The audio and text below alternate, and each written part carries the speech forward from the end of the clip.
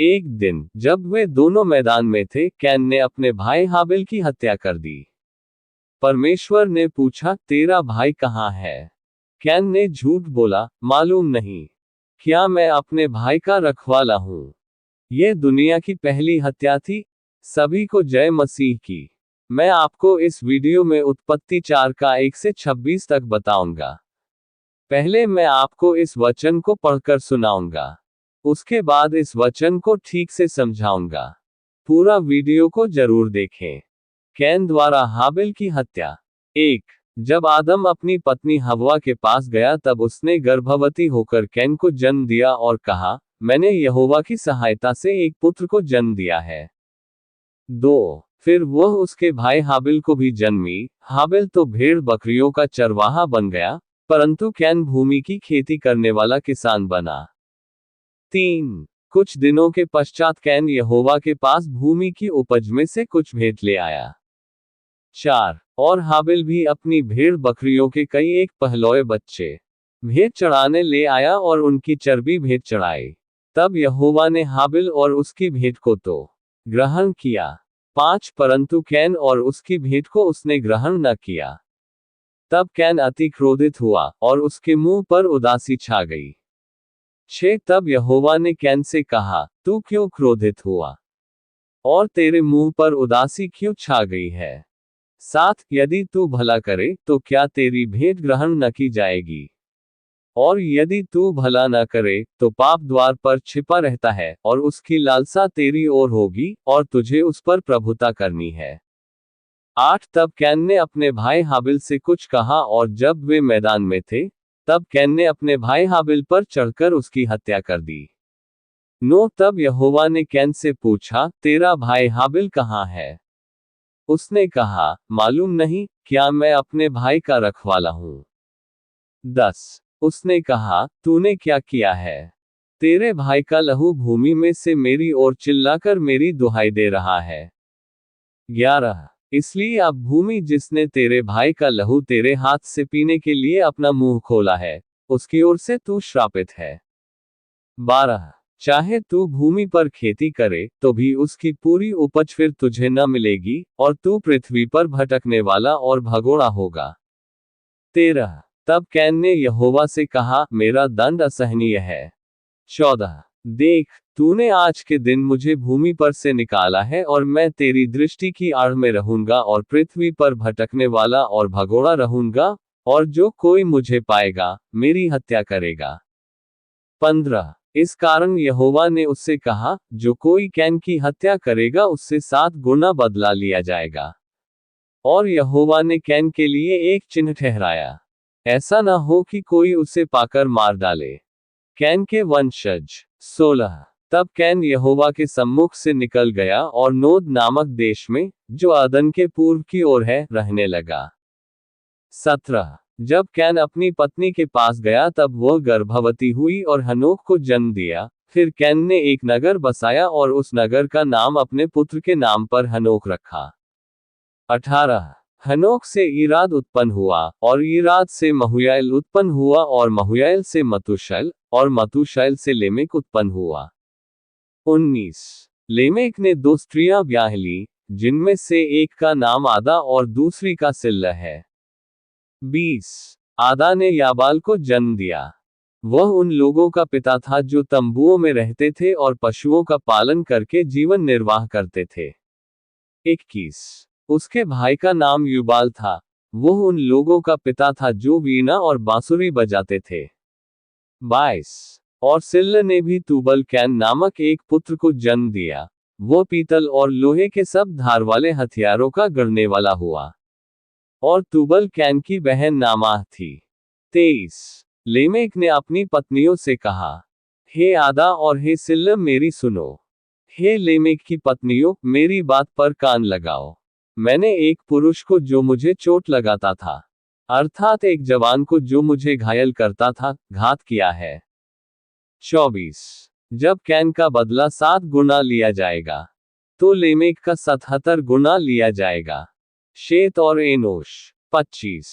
और आदम अपनी पत्नी के पास फिर गया, और उसने एक पुत्र को जन्म दिया और उसका नाम ये कहकर शेत रखा कि परमेश्वर ने मेरे लिए हाबिल के बदले, जिसको कैन ने मारा था, एक और वंश प्रदान किया। 26। और शेत के भी एक पुत्र उत्पन्न हुआ और उसने उसका नाम एनोश रखा।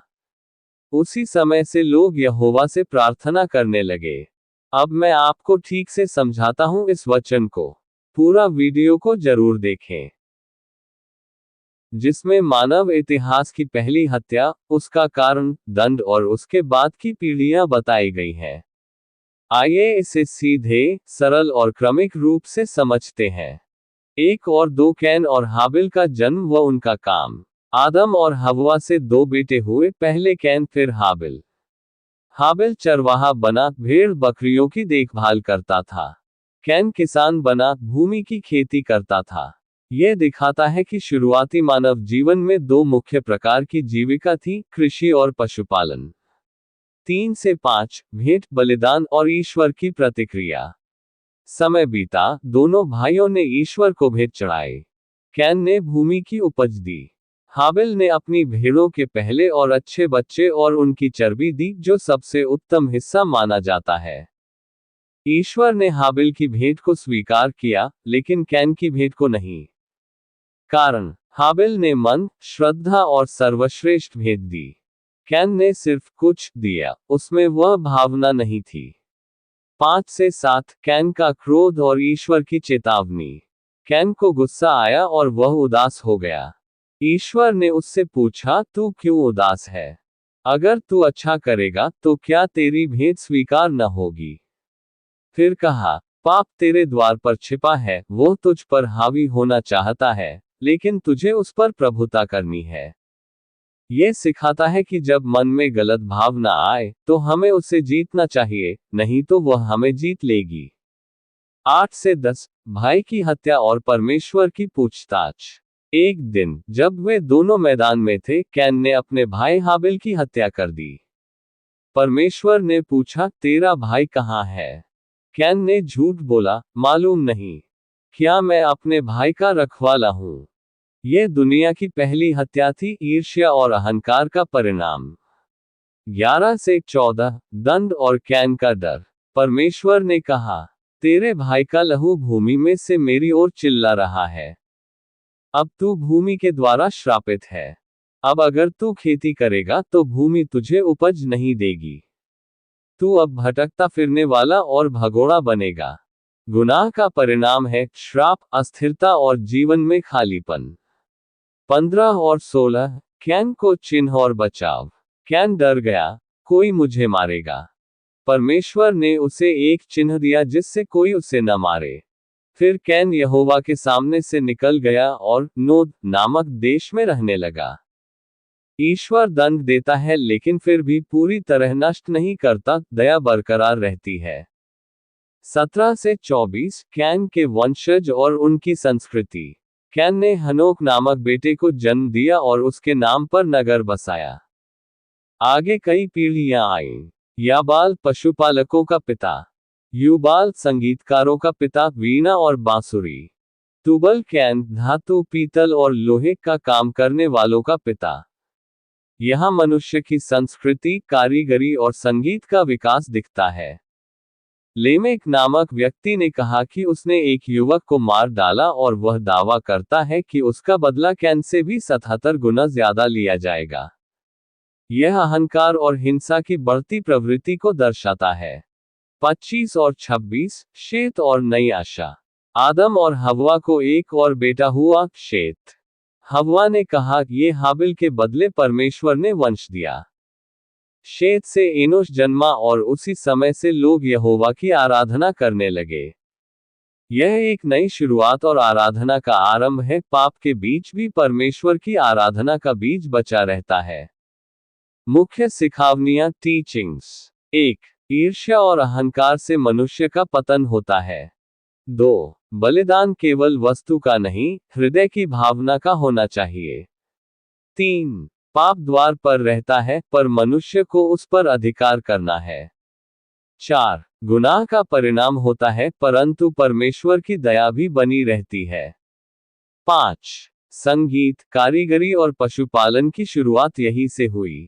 6 अंत में शेत के द्वारा एक नई आस्था की शुरुआत होती है। इसके आगे और भी बाइबल के वचन को ठीक से समझने के लिए हमारे चैनल को सब्सक्राइब करें, लाइक शेयर एंड कमेंट जरूर करें। प्रभु आपको आशीष दे।